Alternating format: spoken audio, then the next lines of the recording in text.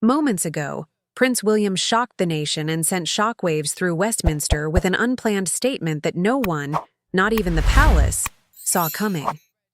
In a rare moment of royal defiance, the future king publicly confronted Prime Minister Keir Starmer, igniting a political firestorm now being called the most explosive royal intervention in modern British history. It all began earlier today at what was supposed to be a calm, ceremonial event, a veterans' commemoration at St. Paul's Cathedral. The Prime Minister arrived expecting a polite handshake, a few smiles for the cameras, and a scripted moment of unity. But instead, he walked straight into the eye of a royal storm. Eyewitnesses say Prince William appeared composed yet visibly tense. He greeted Starmer with the usual courtesy, but as photographers clicked away, he leaned forward and, according to one source, delivered a line that froze the entire room.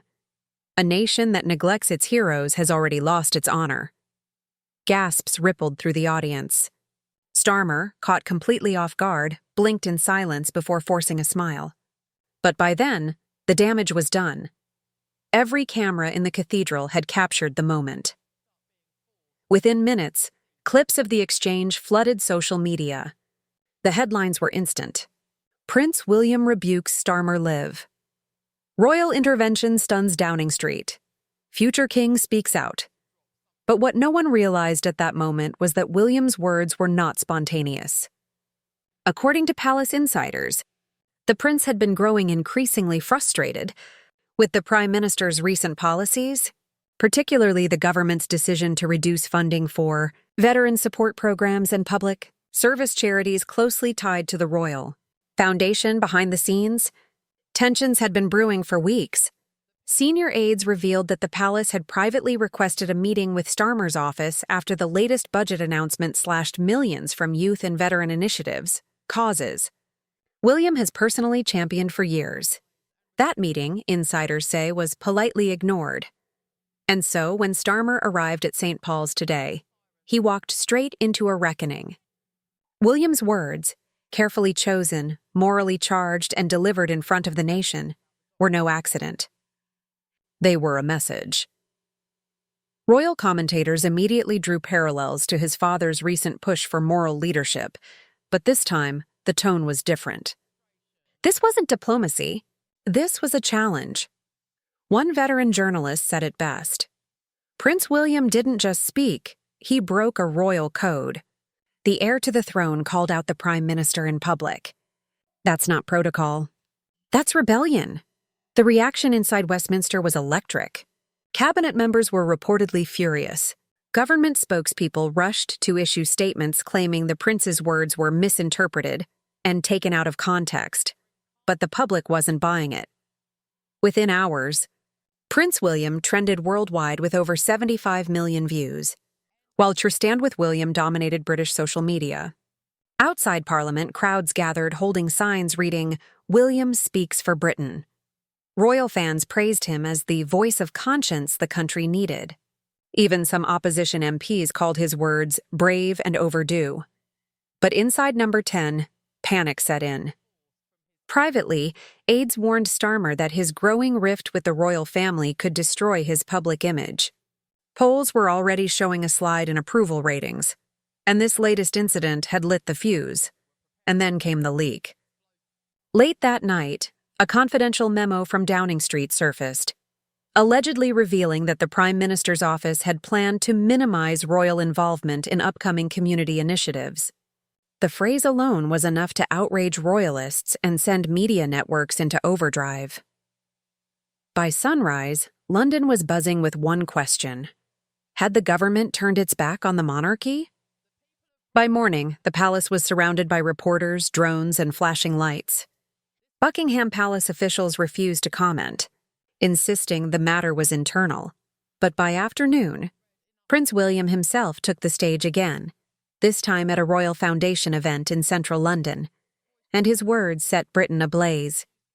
Standing before veterans, students, and charity workers, William began calmly. Leadership means service. It means standing for those who cannot stand alone. Then, without naming names, he delivered the sentence that would dominate headlines for days.